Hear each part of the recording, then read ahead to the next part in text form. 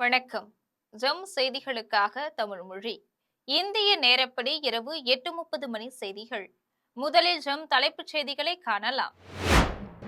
Iran போர் தீவிரமடைந்து வருவதால் France அதிபர், மலேசிய பிரதமர் ஓமன் சுல்தானுடன் ஆலோசனை நடத்தினார் இந்திய பிரதமர் நரேந்திர மோடி.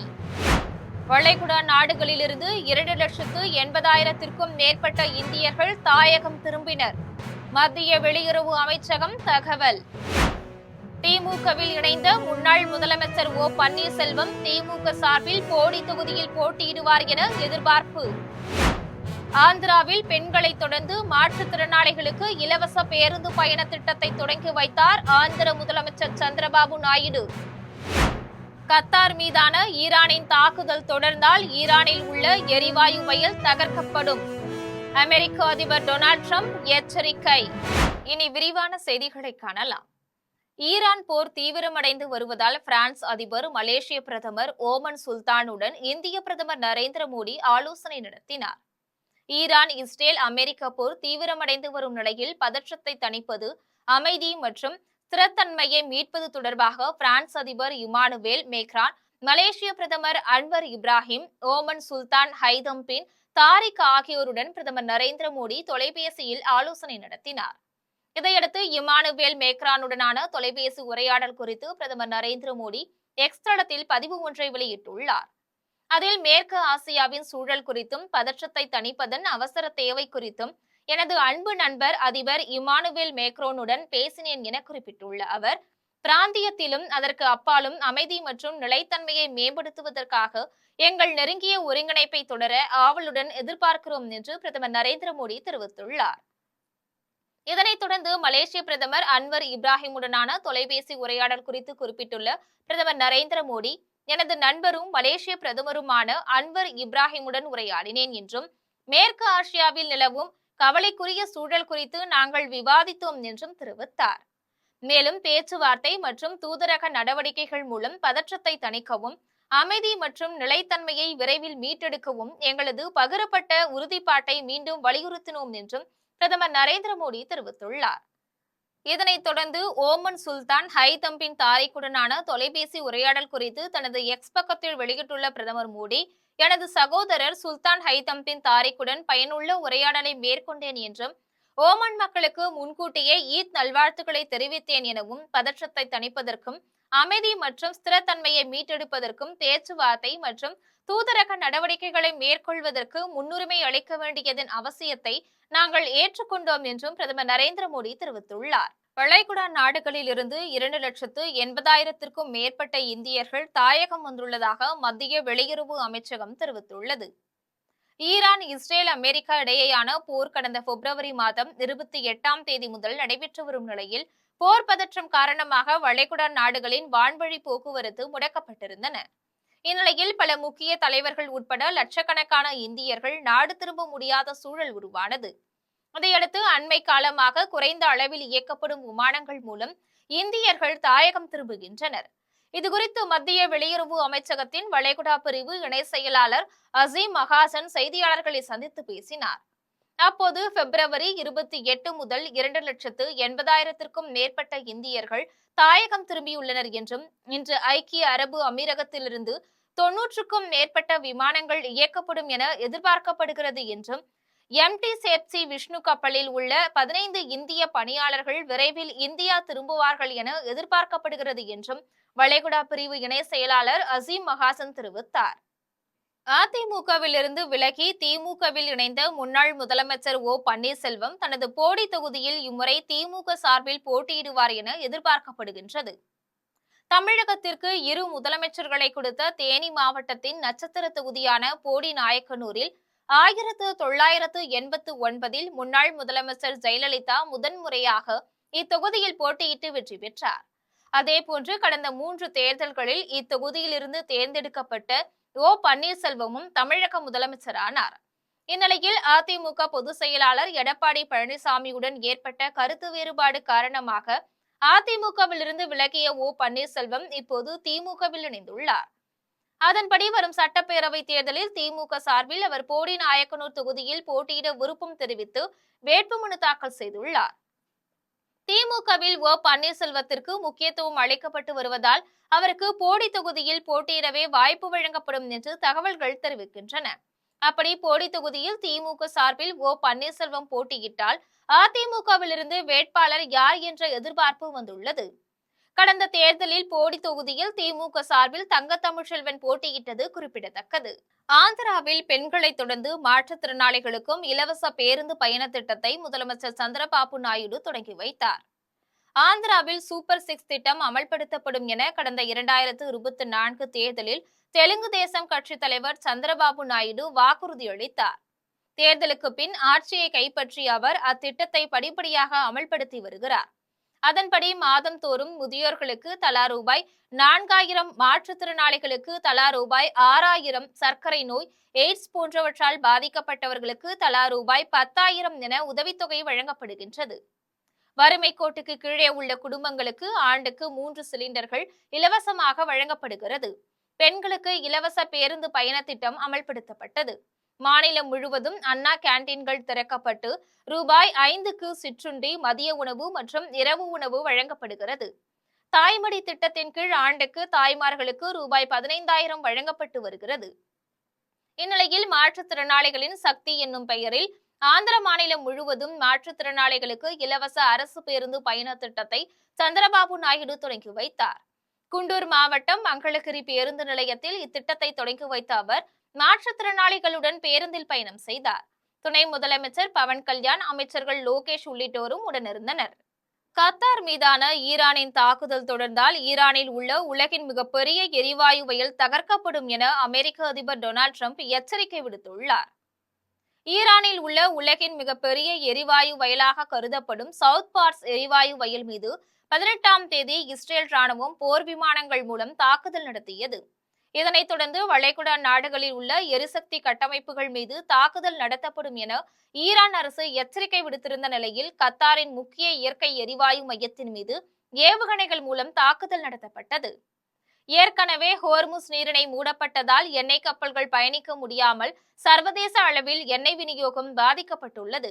இதையடுத்து வளைகுடா நாடுகளின் எரிசக்தி கட்டமைப்புகள் மீதான தாக்குதல் மேலும் தாக்கத்தை ஏற்படுத்தும் என அஞ்சப்படுகின்றது. இந்த நிலையில் கத்தார் மீதான ஈரானின் தாக்குதல் தொடர்ந்தால் ஈரானில் உள்ள சவுத் பார்ஸ் எரிவாயு வயல் முழுவதுமாக தகர்க்கப்படும் என அமெரிக்க அதிபர் டொனால்ட் ட்ரம்ப் எச்சரிக்கை விடுத்துள்ளார்.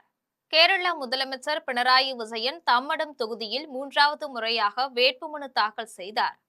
கேரள மாநிலத்தில் சட்டமன்ற தேர்தல் நடைபெறவுள்ள நிலையில் கேரள மாநிலம் கண்ணூர் தம்மடம் தொகுதியில் 3ஆம் முறையாக போட்டியிட கேரள முதலமைச்சர் பினராயி விஜயன் முடிவு செய்து தலச்சேரி பதிவாளர் அலுவலகத்தில் தேர்தல் அதிகாரி முன்னிலையில் வேட்புமனு தாக்கல் செய்தார். சட்டமன்ற தேர்தல் தொகுதி பங்கீடு குறித்து திமுகவுடன் மக்கள் நீதி மய்யம் பேச்சுவார்த்தை நடத்தியதில் சுமூகமாக பேச்சுவார்த்தை முடிவடைந்துள்ளதாக மக்கள் நீதி மய்யம் கட்சியின் பொதுச் செயலாளர் அருணாச்சலம் தெரிவித்துள்ளார். 2026ஆம் ஆண்டின் தமிழக சட்டமன்ற தேர்தலுக்கான தொகுதி பங்கீடு குறித்து 2ஆம் கட்ட பேச்சுவார்த்தை மக்கள் நீதி மய்யம் நிர்வாகிகளுடன் திமுக தொகுதி பங்கீடு குழுவினர் பேச்சுவார்த்தை நடத்தினர். பேச்சுவார்த்தை முடிந்தவுடன் மக்கள் நீதி மய்யம் கட்சியின் பொதுச் செயலாளர் அருணாச்சலம் செய்தியாளர்களை சந்தித்து பேசினார். அப்போது தொகுதி பங்கீடு குறித்து 2ஆம் கட்ட பேச்சுவார்த்தை சுமூகமாக நடைபெற்றது என்றும் திமுகவின் உதயசூரியன் சின்னத்தில் போட்டியிட வேண்டும் என திமுக கோரிக்கை வைத்தது என்றும் கடந்த தேர்தல்களில் 4% வாக்குகள் டார்ச் லைட் சின்னம் மூலம் மக்கள் நீதி மய்யம் பெற்றுள்ள நிலையில் எங்களது தனி சின்னமான டார்ச் லைட் சின்னத்தில்தான் போட்டியிடுவோம் என்பதை நாங்கள் வலியுறுத்தியுள்ளோம் என்றும் கட்சியின் பொதுச் செயலாளர் அருணாச்சலம் தெரிவித்தார். மேலும் இதுகுறித்து கட்சியின் தலைவர் பார்வைக்கு கொண்டு செல்ல உள்ளோம் எனவும் தலைவரின் முடிவுதான் இறுதியானது எனவும் மக்கள் நீதி மய்யத்தின் பொதுச் செயலாளர் அருணாச்சலம் தெரிவித்துள்ளார். அரக்கோணம் ஸ்ரீ கிருஷ்ணா பாலிடெக்னிக் கல்லூரியில் 2025-26 கல்வியாண்டில் இறுதியாண்டு படிக்கும் 201 மாணவர்களுக்கு பணி நியமன ஆணையை அரக்கோணம் சட்டமன்ற உறுப்பினர் சு ரவி வழங்கினார். ராணிப்பேட்டை மாவட்டம் அரக்கோணத்தில் செயல்படும் ஸ்ரீ கிருஷ்ணா பாலிடெக்னிக் கல்லூரியில் 2025-26 கல்வியாண்டில் இறுதியாண்டு படிக்கும் மாணவர்களுக்கான பணி நியமன ஆணையை வழங்கும் விழா கல்லூரி வளாகத்தில் உள்ள TCR துளசி அம்மாள் அரங்கில் நடைபெற்றது. விழாவிற்கு ஸ்ரீ கிருஷ்ணா கல்வி நிறுவனங்களின் தலைவர் லயன்ஸ் டாக்டர் TR சுப்பிரமணியம் தலைமை தாங்கினார். விழாவில் சிறப்பு அழைப்பாளராக அரக்கோணம் சட்டமன்ற உறுப்பினர் சு ரவி கலந்து கொண்டு 201 மாணவர்களுக்கு பணி நியமன ஆணைகளை வழங்கினார். இதில் கல்லூரி செயலாளர் ரவிக்குமார், முதல்வர் வீரமணி, அதிமுக பிரமுகர்கள் பாண்டுரங்கன், பழனி, ரோட்டரியன் KPK பிரபாகரன், ஹரி உட்பட கல்லூரி பேராசிரியர்கள், மாணவர்கள் மற்றும் பெற்றோர்கள் என ஏராளமானோர் கலந்து கொண்டனர். காட்டுமன்னார் கோவில் அடுத்த பூவிழுந்தநல்லூர், செட்டித்தாங்கல், ஆயங்குடி உள்ளிட்ட பகுதிகளில் அதிமுக நிர்வாகிகள் பங்கேற்ற ஆலோசனை கூட்டம் நடைபெற்றது. கடலூர் மாவட்டம் காட்டுமன்னார் கோவில் அடுத்த பூவிழுந்தநல்லூர், செட்டித்தாங்கல், ஆயக்குடி உள்ளிட்ட பகுதிகளில் அதிமுக தேர்தல் ஆலோசனை கூட்டம் நடைபெற்றது. கூட்டத்தில் கடலூர் கிழக்கு மாவட்ட செயலாளரும் சிதம்பரம் சட்டமன்ற உறுப்பினருமான KA பாண்டியன், கழக அமைப்பு செயலாளரும் முன்னாள் சட்டமன்ற உறுப்பினருமான N முருகுமாறன் ஆகியோர் பங்கேற்று தேர்தல் கால செயல்பாடுகள் குறித்த ஆலோசனைகளை வழங்கினர். கூட்டத்தில் ஒன்றிய கழக செயலாளர் வாசு முருகையன், மாவட்ட இளைஞரணி இணை செயலாளர் அசோகன், ஒன்றிய பொருளாளர் சுரேஷ், இளைஞர் இளம்பெண்கள் பாசறை ஒன்றிய செயலாளர் கிருபாசங்கர், MGR மன்ற துணை செயலாளர் அழகுவேல், மாவட்ட விவசாய பிரிவு செயலாளர் குணசேகரன், மாவட்ட துணை செயலாளர் செல்வம், பொதுக்குழு உறுப்பினர் கருணா, சோழன், இளந்தமிழன், ராஜசேகர், செல்வபிரதி உள்ளிட்ட அதிமுக நிர்வாகிகள் பலர் கலந்து கொண்டனர். செங்கம் அருகே வனப்பகுதியில் கீரிப்பிள்ளையை வேட்டையாடிய வாலிபரை வனத்துறையினர் கைது செய்தனர். திருவண்ணாமலை மாவட்டம் செங்கம் அடுத்த மணிக்கல் பகுதியை சேர்ந்த ராமச்சந்திரனின் மகன் ராமு என்பவர் அப்பகுதியில் உள்ள வனப்பகுதியில் கீரிப்பிள்ளைகளை வேட்டையாடுவதற்காக வலைகளுடன் சுற்றித் திரிந்தார். அப்போது அந்த பகுதியில் ரோந்து பணியில் ஈடுபட்டிருந்த வனத்துறையினர் சந்தேகத்தின் பேரில் ராமுவை பிடித்து விசாரணை செய்து அவர் வைத்திருந்த பையை சோதனை செய்த போது வேட்டையாடப்பட்ட கீரிப்பிள்ளையின் முடிகளை நெருப்பில் எரித்து அகற்றிவிட்டு அதனை எடுத்து செல்ல தயாராக இருந்தது தெரிய வந்தது. இதையடுத்து வனத்துறையினர் அவரிடமிருந்த கீரிப்பிள்ளை மற்றும் வேட்டைக்கு பயன்படுத்திய வலைகள், இருசக்கர வாகனம் ஆகியவற்றை பறிமுதல் செய்தனர். மேலும் வனவிலங்கு பாதுகாப்பு சட்டத்தின் கீழ் ராமுவை கைது செய்து விசாரணை மேற்கொண்டனர். செஞ்சியை அடுத்த மேல்மலையனூரில் அமைந்துள்ள அங்காள பரமேஸ்வரியம்மன் ஆலயத்தில் நடைபெற்ற பங்குனி மாத அமாவாசை ஊஞ்சல் உற்சவத்தில் தமிழக வெற்றிக் கழகத்தின் பொதுச் செயலாளர் புசி ஆனந்த் வழிபாடு செய்தார்.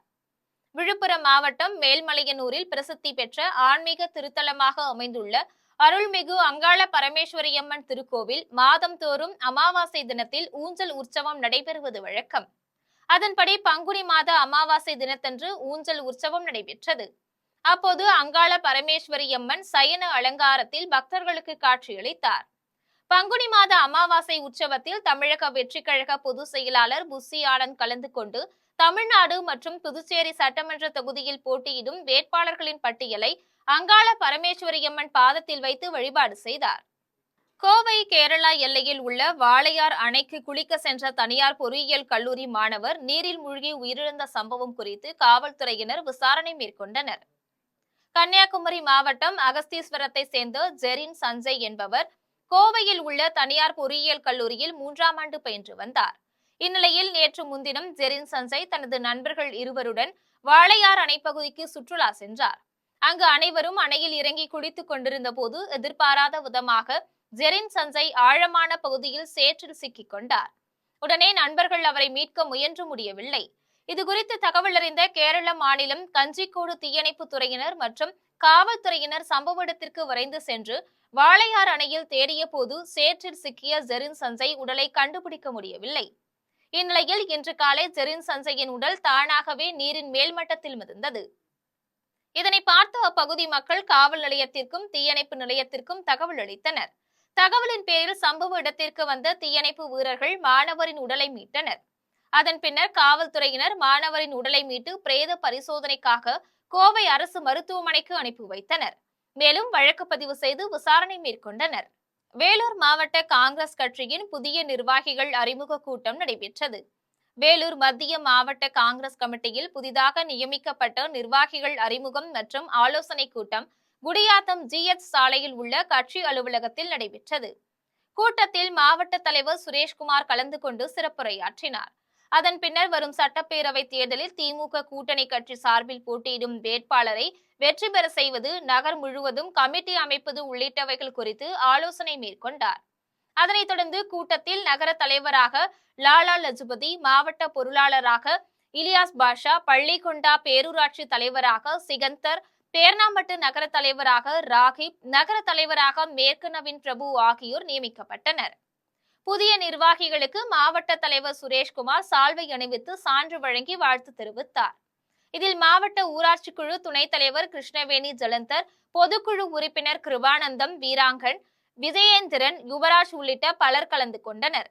கூட்டத்தை தொடர்ந்து நகராட்சி அலுவலகத்தில் உள்ள காந்தி மற்றும் கர்மவீரர் காமராஜர் ஆகியோர்களின் சிலைகளுக்கு புதிய நிர்வாகிகள் மாலை அணிவித்து மரியாதை செலுத்தினர். புஜங்கனூர் கபஸ்தானில் இறந்த முஸ்லிமை அடக்கம் செய்ய மறுத்த காவல்துறையை கண்டித்து உக்கடம் பகுதியில் தமிழ்நாடு முஸ்லிம் முன்னேற்ற கழகத்தினர் கண்டன ஆர்ப்பாட்டத்தில் ஈடுபட்டனர். கோவை காரமடையில் முன்னாள் ஜமாத் தலைவர் சர்தார் பாஷா உயிரிழந்தார். அவரது உடலை காரமடை காளம்பாளையம் புஜங்கனூர் கபஸ்தானில் அடக்கம் செய்ய சென்றபோது காவல்துறையினர் அடக்கம் செய்ய மறுத்து ஜமாத் நிர்வாகிகளை குண்டுகட்டாக தூக்கி சென்று கைது செய்தனர். இதனையடுத்து காமம்பாளையத்தில் இஸ்லாமியர்களை அடக்கம் செய்ய அனுமதி மறுக்கும் காவல்துறையை கண்டித்து உக்கடம் பகுதியில் தமிழ்நாடு முஸ்லிம் முன்னேற்ற கழகத்தின் மாவட்ட தலைவர் சர்புதீன் தலைமையில் தமிழ்நாடு முஸ்லிம் முன்னேற்ற கழகத்தினர் கண்டன ஆர்ப்பாட்டத்தில் ஈடுபட்டனர். அப்போது புஜங்கனூர் கபஸ்தானில் முஸ்லிம்களை அடக்கம் செய்ய அனுமதிக்க வேண்டும், கைது செய்யப்பட்ட முஸ்லிம்களை விடுவிக்க வேண்டும் என வலியுறுத்தி கண்டன கோஷங்களை எழுப்பினர். தமிழ்நாடு வணிகர் சங்கங்களின் பேரவையின் 43வது மாநில மாநாடு கன்னியாகுமரியில் நடைபெறவுள்ளதை முன்னிட்டு அரக்கோணத்தில் அனைத்து வணிகர் சங்கங்களின் ஆலோசனைக் கூட்டம் நடைபெற்றது.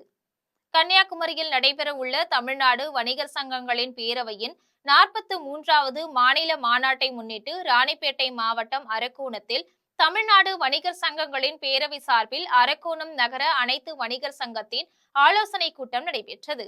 கூட்டத்தில் தமிழ்நாடு வணிகர் சங்கங்களின் பேரவை மாநில செயல் தலைவர் KM தேவராஜ் தலைமை தாங்கினார். கூட்டத்தில் மே மாதம் 5ஆம் தேதி கன்னியாகுமரியில் நடைபெறவுள்ள தமிழ்நாடு வணிகர் சங்கங்களின் பேரவையின் 43வது மாநில மாநாடு மற்றும் சிறப்பு பரிசு திட்டங்கள் மூலம் வளர்ச்சி நிதி திரட்டுவது குறித்து ஆலோசிக்கப்பட்டது. கூட்டத்தில் அரக்கோணம் நகர அனைத்து வணிகர் சங்கங்களின் பொறுப்பாளர்கள் பலர் கலந்து கொண்டனர். குமராட்சியில் தேசிய வருவாய் வழி திறனறி தேர்வில் தேர்ச்சி பெற்று சாதனை படைத்த மாணவர்களுக்கு பாராட்டு சான்றிதழ்களுடன் பரிசளிப்பு விழா நடைபெற்றது.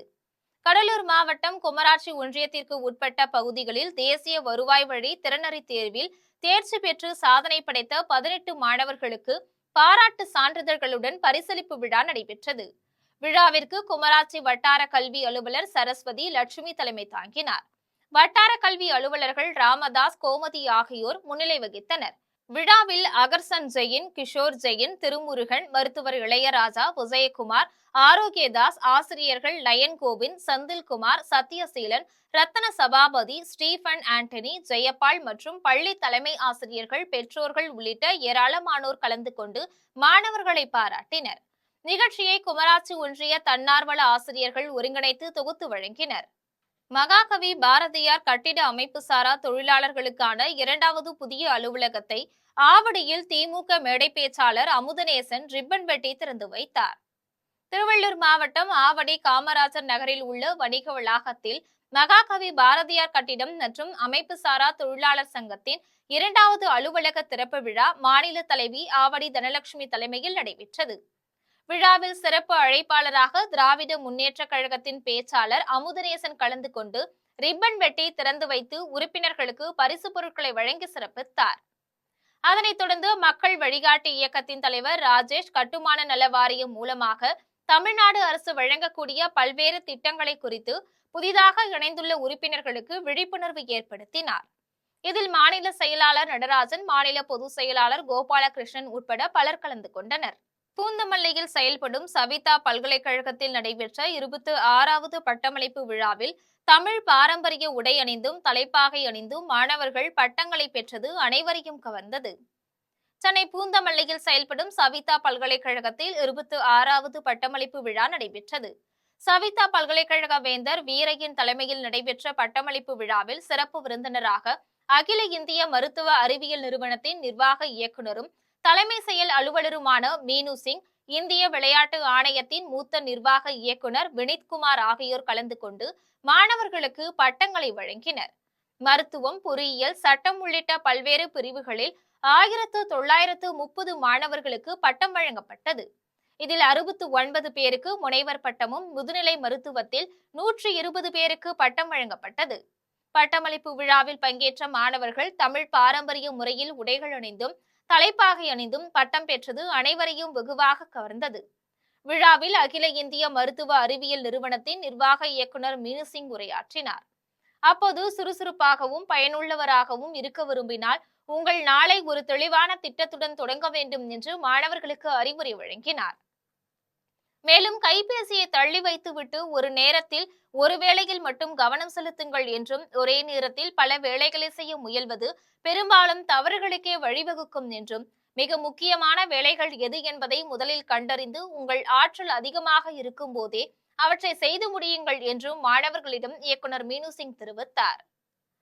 நஞ்சகவுண்டன் பாளையத்தில் செயல்படும் தனியார் குடிநீர் சுத்திகரிப்பு நிலையத்தில் வாங்கப்பட்ட குடிநீர் கேனில் புழு இருப்பதை கண்ட சுரேஷ் என்பவர் உணவு பாதுகாப்புத்துறை அலுவலகத்தில் புகார் அளித்தார்.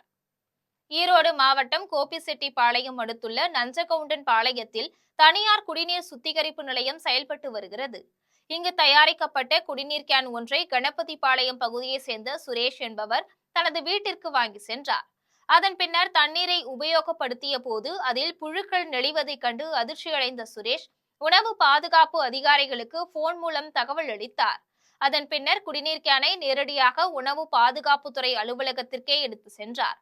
அங்கு அதிகாரிகள் குடிநீர் கேனில் புழுக்கள் இருப்பதை உறுதி செய்து புகாரை பெற்று குடிநீர் கேனை ஆய்வகத்திற்கு அனுப்பி வைத்தனர். ஆய்வகத்தில் ஆய்வு அறிக்கை வந்த பின்னர் தண்ணீர் சுத்திகரிப்பு நிறுவனத்தின் மீது நடவடிக்கை எடுக்கப்படும் என உணவு பாதுகாப்பு அதிகாரிகள் தெரிவித்தனர். கோவை குனியமுத்தூர் பகுதியில் பழைய கார் உதிரி பாகங்கள் சேமித்து வைத்துள்ள குடோனில் விற்பனைக்காக வைத்திருந்த 100 கிலோ கஞ்சாவை காவல்துறையினர் பறிமுதல் செய்து 4 பேரை கைது செய்தனர். கோவை குனியமுத்தூர் இடையர்பாளையம் சாலையில் உள்ள கருவேப்பிலை தோட்டம் பகுதியில் தனியாருக்கு சொந்தமான பழைய கார் உதிரி பாகங்கள் வைக்கும் குடோன் ஒன்று செயல்பட்டு வருகிறது. இங்கு சட்டவிரோத பொருட்கள் பதுக்கப்பட்டுள்ளதாக காவல்துறையினருக்கு ரகசிய தகவல் கிடைத்தது. தகவலின் பேரில் சம்பவ இடத்திற்கு வந்த காவல்துறையினர் பழைய கார் உதிரி பாகங்களை வைத்துள்ள குடோனில் சோதனை செய்தனர். அப்போது 100 கிலோ கஞ்சா மூட்டைகள் விற்பனைக்காக வைக்கப்பட்டிருந்தது தெரியவந்தது. இதையடுத்து கஞ்சா விற்பனையில் தொடர்புடைய கோவையை சேர்ந்த அப்பாஸ், ஜென்னி கேக்கப், ரூபன், கேரளாவை சேர்ந்த நௌபில் ஆகியோரை கைது செய்த காவல்துறையினர் 100 கிலோ கஞ்சாவை பறிமுதல் செய்து விசாரணை மேற்கொண்டனர். பெரியபாளையம் அருகே சேதமடைந்த சாலையில் இருசக்கர வாகனத்தில் சென்ற இளைஞர் நிலைத்தடுமாறி கீழே விழுந்த போது தனியார் கல்லூரி பேருந்து ஏறியதில் இளைஞர் பரிதாபமாக உயிரிழந்தார். திருவள்ளூர் மாவட்டம் பெரியபாளையம் அடுத்த ஆரணியை சேர்ந்த வெங்கடேஷ் என்பவர் தனியார் நிறுவனத்தில் வேலை செய்து வருவதுடன் தொலைதூர கல்வியில் 3ஆம் ஆண்டு இளங்கலை பட்டப்படிப்பு பயின்று வந்தார். இந்நிலையில் வெங்கடேஷ் தனது வீட்டிற்கு செல்வதற்காக ஜிஎன் செட்டி தெருவில் சேதமடைந்த சாலையில் சென்றபோது நிலை தடுமாறி வெங்கடேஷ் கீழே விழுந்தார். அப்போது பின்னால் வந்த தனியார் கல்லூரி பேருந்து ஏறி இறங்கியதில் உடல் நசுங்கி இரத்த வெள்ளத்தில் வெங்கடேஷ் துடிதுடித்தார். படுகாயமடைந்த வெங்கடேஷை அருகில் இருந்தவர்கள் 108 ஆம்புலன்ஸ் மூலம் பொன்னேரி அரசு மருத்துவமனைக்கு அனுப்பி வைத்தனர். அங்கு பரிசோதித்த மருத்துவர்கள் வரும் வழியிலேயே அவர் இறந்துவிட்டதாக தெரிவித்தனர். இதையடுத்து வெங்கடேஷின் உடல் பிரேத பரிசோதனைக்காக சவக்கிடங்கில் வைக்கப்பட்டுள்ள நிலையில் ஆரணி காவல்துறையினர் விபத்து குறித்து வழக்கு பதிவு செய்து விசாரணை மேற்கொண்டனர். இதனிடையே சாலையை முறையாக சீரமைக்க தவறிய பேரூராட்சி நிர்வாகத்தின் அலட்சியத்தின் காரணமாகவே விபத்தில் இளைஞர் பரிதாபமாக உயிரிழந்துள்ளதாக அப்பகுதி மக்கள் குற்றம் சாட்டுகின்றனர். கண்டாச்சிபுரம் தாலுகாவிற்கு உட்பட்ட வி சித்தாமூர் கிராமத்தில் 30 ஆண்டுகளுக்கும் மேலாக காத்திருந்த ஆதி திராவிட மக்களுக்கு வருவாய் ஆய்வாளர் கங்கா பவானி தலைமையில் இலவச மனைப்பட்டா வழங்கப்பட்டது. விழுப்புரம் மாவட்டம் கண்டாச்சிபுரம் தாலுகாவிற்கு உட்பட்ட வி சித்தாமூர் கிராமத்தில் 30 ஆண்டுகளுக்கும் மேலாக வசித்து வரும் ஆதி திராவிடர் மக்கள் தங்களுக்கு இலவச வீட்டுமனை பட்டா வழங்க வேண்டும் என கோரிக்கை வைத்து வந்தனர். ஆதி திராவிடர் மக்களின் கோரிக்கையை நிறைவேற்றும் விதமாக கடந்த சில மாதங்களுக்கு முன்பு இலவச வீட்டுமனை பட்டா வழங்கப்பட்டது. ஆதி திராவிடர் மக்களின் கோரிக்கையை நிறைவேற்றும் விதமாக கடந்த சில மாதங்களுக்கு முன்பு இலவச வீட்டுமனை பட்டா வழங்கப்பட்டது. வீட்டுமனை பட்டாவை அவரவர்களின் பெயருக்கு மாற்றம் செய்யும் பணி விறுவிறுப்பாக நடைபெற்று வந்த நிலையில் வி சித்தாமூர் கிராமத்தில் வருவாய் ஆய்வாளர் கங்கா பவானி தலைமையில் ஆதி திராவிடர் மக்களுக்கு பட்டா ஆணை இன்று வழங்கப்பட்டது. இதனால் ஆதி திராவிடர் மக்கள் மகிழ்ச்சி அடைந்தனர். நிகழ்ச்சியில் பாரதிய ஜனதா கட்சி உள்ளாட்சி பிரிவு மாவட்ட செயலாளர் குப்பன் மற்றும் கிராம நிர்வாக அலுவலர், கிராம நிர்வாக உதவியாளர் மற்றும் பொதுமக்கள் ஏராளமானோர் கலந்து கொண்டனர்.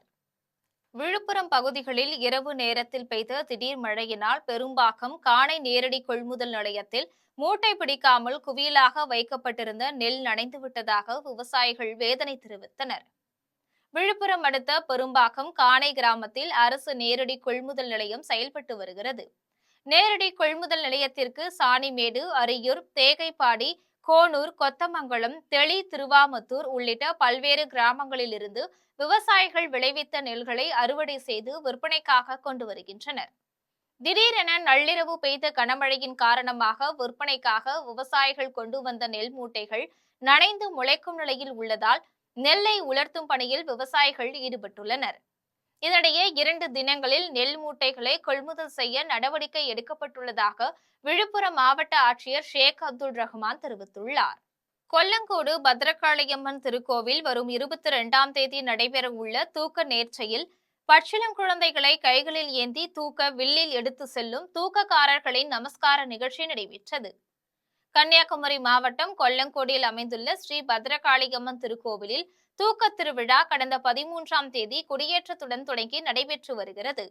இக்கோவிலில் பங்குனி மாதத்தின் பரணி நாளில் குழந்தை இல்லா தம்பதிகளுக்கு குழந்தை பாக்கியம் கிடைக்கவும், பாக்கியத்தின் மூலம் பெற்ற குழந்தைகள் நோய் நொடியின்றி வாழ வேண்டியும் மருத்துவ பரிசோதனை மூலம் தேர்ந்தெடுக்கப்பட்ட தூக்கக்காரர்கள் கைகளில் குழந்தைகளை ஏந்தி தூக்கவில்லில் கோயிலை வலம் வரும் நிகழ்ச்சி பிரபலமடைந்து வருகிறது.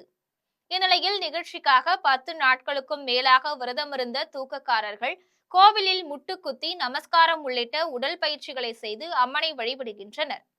இதையடுத்து முன்பதிவு செய்யப்பட்ட 1124 பச்சிளம் குழந்தைகளுக்கு வரும் 22ஆம் தேதி பங்குனி மாத பரணி நட்சத்திரத்தில் விரதமிருந்த 1450க்கும் மேற்பட்ட தூக்கக்காரர்கள் பச்சிளம் குழந்தைகளை கையில் ஏந்தியபடி 40 அடிக்கு மேல் உயரமுள்ள தூக்கவில்லை சுமந்தபடி அம்மனை வலம் வரும் நிகழ்வு நடைபெற உள்ளது.